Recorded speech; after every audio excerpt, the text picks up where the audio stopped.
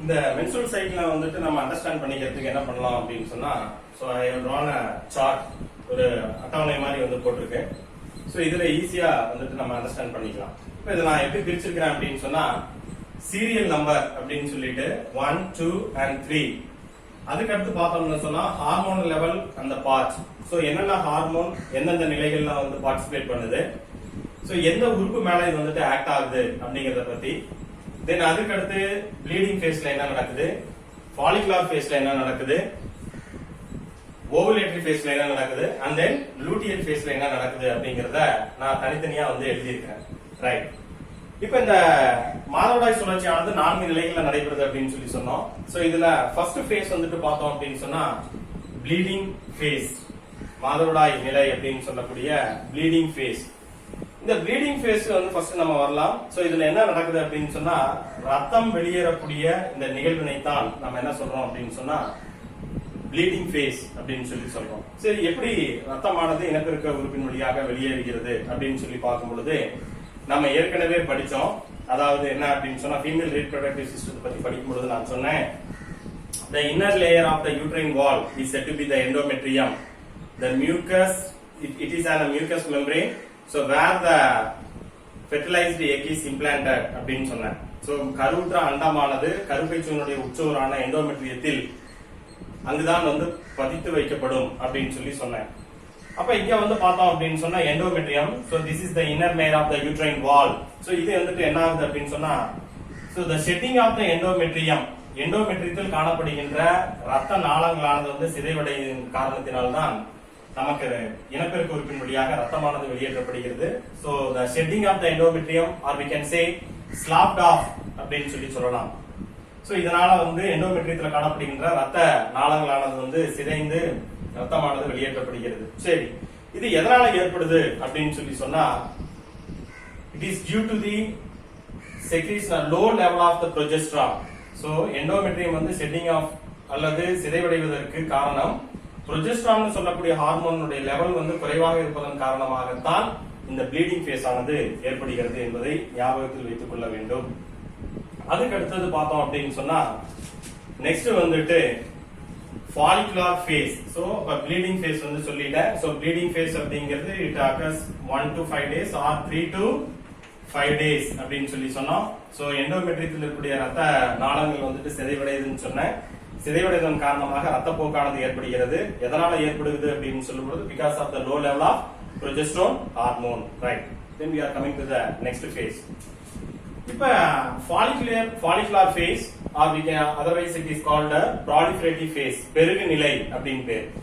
அப்ப இதுல என்ன நடக்குது அப்படின்னு சொன்னா, இந்த low level of progesterone stimulates the pituitary gland. பாருங்க, சோ இங்க இருந்து பார்த்தோம் அப்படின்னு சொன்னா pituitary low level of the progesterone hormone stimulates the pituitary gland. இது நேரடியா போயிட்டு என்ன பண்ணுதுன்னா pituitary gland உடைய அடினோ ஹைபோஃபைசிஸ் பகுதியை வந்துட்டு இது ஸ்டிமுலேட் பண்ணி இது எதை வந்துட்டு செக்ரீட் பண்ணுது அப்படின்னு சொன்னா, to secrete the FSH hormone, very important, follicle stimulating hormone.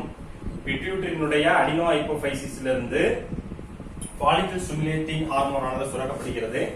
இந்த follicle stimulating hormone which act on the, இது என்ன பண்ணுது அப்படின்னு சொன்னா primary follicle cells மேல ஆக்ட் ஆயிட்டு primary follicle, secondary follicle and tertiary follicle. So நம்ம ஏற்கனவே சொன்னோம் tertiary follicle இன்னொரு பேர் வந்துட்டு கிராஃபின் follicle cells அப்படினு. இந்த கிராஃபின் follicle cells குள்ள வந்து பார்த்தோம்னா ரெண்டு அமைப்புகள் இருக்கும். ஒன்னு வந்துட்டு ஆண்ட்ரம், another one is nucleus. அப்ப இந்த FSH வந்துட்டு இந்த follicle cells மேல வந்துட்டு ஆக்ட் ஆயிட்டு follicle செல்களினுடைய முதிர்ச்சிக்கு இந்த FSH ஹார்மோன் ஆனது காரணமாக இருக்கு. நம்பர் 1.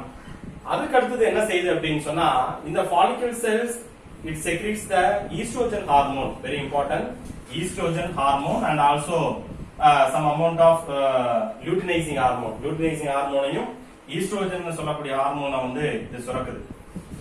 அதிகமாக ஈஸ்ட்ரோஜன் ஹார்மோன் தான் வந்துட்டு சுரக்குது, அதை ஞாபகத்தில் வச்சு. And then இந்த ஈஸ்ட்ரோஜன் ஹார்மோன் என்ன செய்யுது அப்படின்னு சொல்லி சொன்னா, it this estrogen hormone which is responsible for regeneration of the endometrium. இந்த கருப்பையினுடைய உச்சுவரான எண்டோமெட்ரியத்தை வந்து மீண்டும் வந்து புத்துணர்வு பெறுவதற்கு இந்த ஈஸ்ட்ரோஜன் சொல்லக்கூடிய இந்த ஹார்மோன் ஆனது காரணமாக இருக்கு. சோ இந்த ஃபாலிகுலர் ஃபேஸ் தமிழ்ல வந்து பெருகு நிலை அப்படின்னு பேரு. So once again I repeat. So low level of the progesterone stimulates the pituitary gland, then the pituitary gland sends the follicle stimulating hormone. இந்த FSH வந்துட்டு primary follicle, secondary follicle, then the graphene follicle cells வந்துட்டு உருவாக்குது. இந்த follicle cells graphene follicle cells உருவாயிடுது. அது மட்டும் இல்லாம இந்த follicle cells வந்துட்டு என்ன பண்ணுதுன்னு சொன்னா it also secretes the estrogen hormone. These estrogen hormones responsible for start the regeneration of the endometrium. அதுக்கு அடுத்தது பார்த்தோம் அப்படின்னு சொன்னா ovulatory phase. What is meant by ovulation படிச்சிருக்கோம். The releasing of the egg or the ovum from the graphene follicles is said to be ovulation. இந்த ovulation அப்படிங்கிறது எத்தனாவது நாள் நடைபெறும் அப்படின்னு சொல்லும்போது மாதவிடாய் சுழற்சியினுடைய 14வது நாள் இது வந்துட்டு நடைபெறும் அப்படிங்கறத நம்ம படிச்சோம்.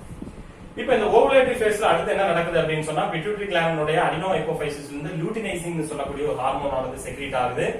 இப்போ இந்த கிராஃபின் ஃபாலிகல் செல்ஸ்க்குள்ள தான் என்ன இருக்கு அப்படின்னு சொன்னா ஓவம் இருக்கு அப்படின்னு சொல்லி நம்ம கடந்த வகுப்புல வந்து படிச்சோம் இல்லைங்களா.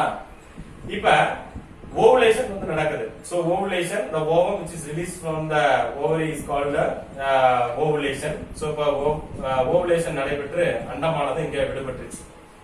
இந்த சமயத்துல வந்துட்டு பார்த்தோம் அப்படின்னு சொன்னா வெரி வெரி இம்பார்ட்டன்ட் லூட்டினைசிங் ஹார்மோனுடைய லெவல் எக்கச்சக்கமா வந்து அதிகமா இருக்கும். லூட்டினைசிங் ஹார்மோனுடைய அளவானது மிக அதிகமாக இருக்கும். இந்த நிலைக்கு LH surge அப்படின்னு பேரு. This is very very important in the examination point of view.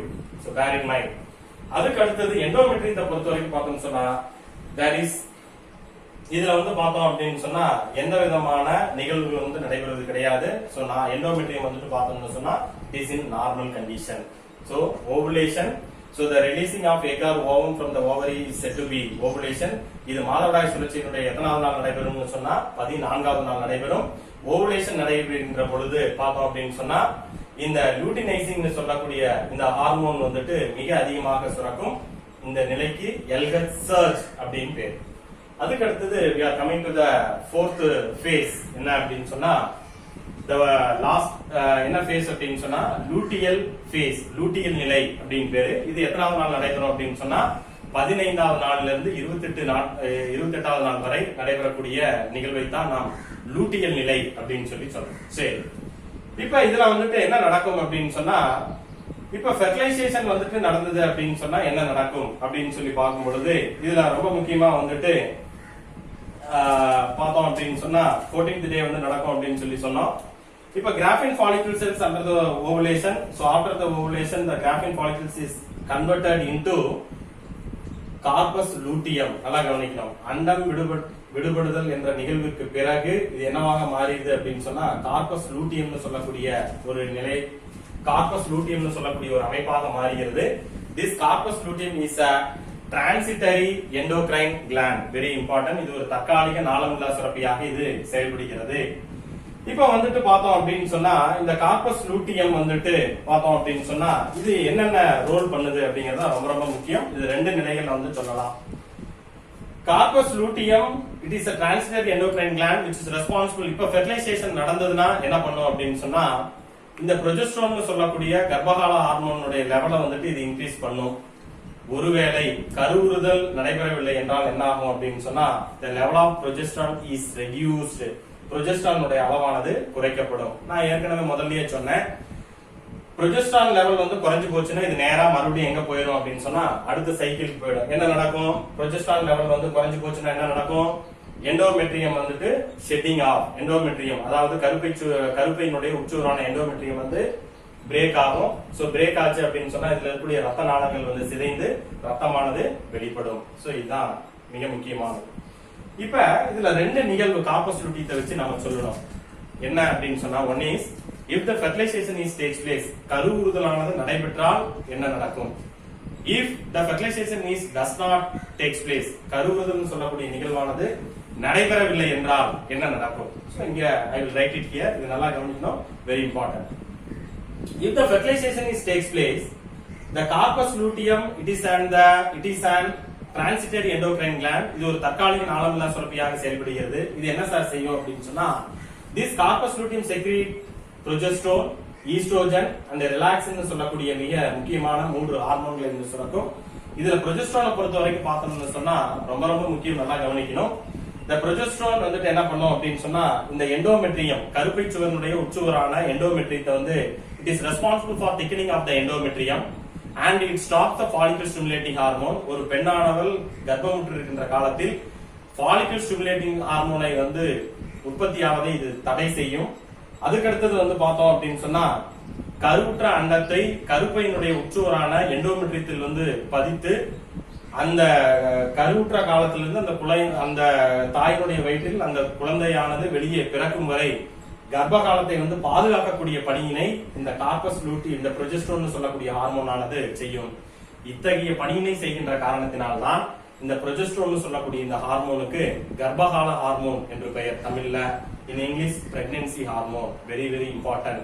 The role of progesterone is very very important. சரி சார், அப்ப இந்த progesterone வந்துட்டு இப்ப fertilization is not takes place, implantation is not takes place, இப்ப கருவுறுதல் சொல்லக்கூடிய நிகழ்வானது நடைபெறவில்லை என்றால் என்ன சார் நடக்கும் அப்படின்னு சொன்னா, if the fertilization is not takes place, the progesterone level is decreased. கர்ப்பகால ஹார்மோனுடைய இந்த ஹார்மோனுடைய உற்பத்தியானது இங்கே குறைஞ்சது அப்படின்னு சொன்னா ஆட்டோமேட்டிக்கா என்ன ஆயிடும் அப்படின்னு சொன்னா ப்ளீடிங் ஃபேஸ்க்கு வந்துடும். எண்டோமெட்ரியம் வந்து உடைஞ்சு மீண்டும் அடுத்த மாதவிடாய் சுழற்சியானது நடைபெறும் அப்படின்னு சொல்லிட்டு, சோ மாதவிடாய் சுழற்சியானது எவ்வாறு நடைபெறுகிறது என்பதை பத்தி நம்ம டீடைலா இதுல வந்து சொல்லியிருக்கிறோம். சோ புத்தகத்துல ஒரு முறை படிங்க, அதுக்கப்புறம் இந்த சார்ட்டை வந்து போட்டுக்கிட்டு நல்லா படிங்க. தேங்க்யூ.